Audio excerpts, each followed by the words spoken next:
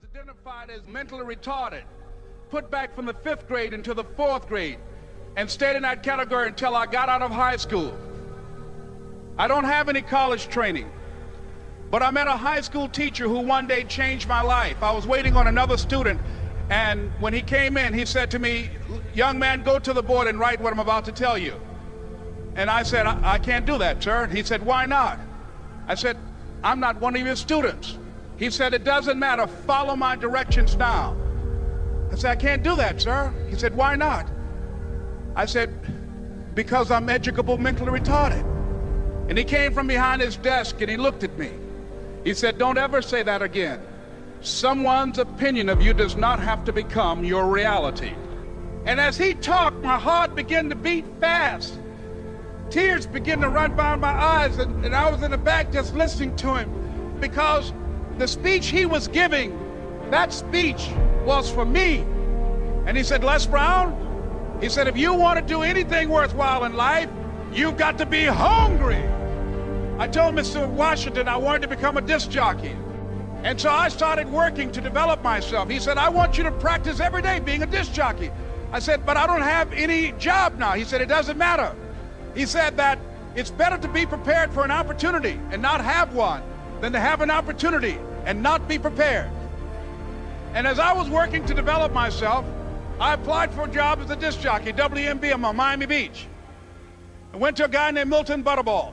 I said, "How you doing, Mr. Butterball? I'd like to get a job as a disc jockey." He looked at me, he said, "You have any broadcast background?" I said, "No, sir, I don't." "You have any journalism background?" I said, "No, sir, I don't." He said, "We don't have any jobs available." I said, "Yes, sir." I went back to Mr. Washington and I told him. He said, "Don't take it personally." He said, "Most people are so negative, they will have to say no 7 times before they say yes." He said, "Go back again." So I went back again. I said, "How you doing, Mr. Butterball? My name is Les Brown." He said, "I know what your name is. What do you want?" I said, "I'd like to know whether or not you have any jobs as a disc jockey, sir." He said, "Didn't I just tell you yesterday we didn't have any jobs?" I said, "Yes, sir, but I know whether or not somebody got laid off or somebody was fired, sir." He said, "No one was laid off or fired. Now get on out of here." I came back the next day like I was seeing him for the first time. I said, "Hello, Mr. Butterball, how are you?" He looked at me with rage. He said, "Go get me some coffee." I said, "Yes, sir." And I went to get him some coffee. After a while, I would get their lunch and dinner, and I would go in the control rooms and take the disc jockeys their food, and I would not leave until they would ask me to leave. One Saturday afternoon, while I was at the radio station, a guy named Rock was drinking while he was on the air. I was the only one there, looking at him through the control room windows, walking back and forth, young, ready, and hungry. Pretty soon the phone rang, and it was the general manager.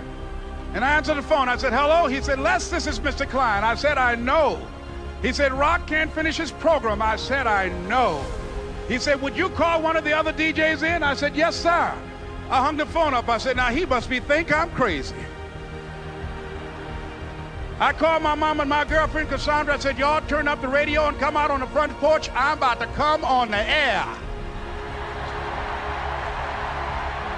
I waited for about 20 minutes, and I called him back. I said, "Mr. Klein, I can't find nobody." He said, "Young boy, do you know how to work the controls?" I said, "Yes, sir." He said, "Go in there and don't say nothing here." I said, "Yes, sir." I couldn't wait to get behind those controls. I put on an old Stevie Wonder record called Fingertips. I sat down behind that turntable. I said, "Look out, this is me, LB Triple P, Les Brown, your platter playing papa. There were none before me and there will be none after me. Therefore, that makes me the one and only. Young and single and love to mingle, certified, bona fide, indubitably qualified to bring you satisfaction, a whole lot of action. Look out, baby, I'm your love man." I was hungry. I was hungry. You got to be hungry. Begin to know that you have greatness within you. And if just one of you here begin to envision yourselves as being blessed and highly favored to reach your goals, if just one of you capture the essence of what that means, that you have greatness within you and a responsibility to manifest that greatness, that you can make your parents proud, you can make your school proud, You can touch millions of people's lives, and the world will never be the same again because you came this way. It was hard, ladies and gentlemen, coming to speak to people. And I was facing financial difficulties in my own life. I was behind on my bills and my dreams, and I'm saying to them, you can live your dream. It was hard, ladies and gentlemen. It was very difficult to pick myself up each day believing that I could do it. There were times that I doubted myself. I used to ask myself, can I do this? And something said within me, you're the one. Don't give up on your dream. By continuing to push forward, by continuing to run toward my dream, that one day I would have my own talk show. It's a long shot, ladies and gentlemen, from Liberty City, an abandoned building on a floor, never knowing my mother or father. It's a long shot being here with you today in this dome in Atlanta. It's a long shot. No college training, labeled educable, mentally retarded, but I kept running toward my dream. Don't stop. Don't stop running toward your dream.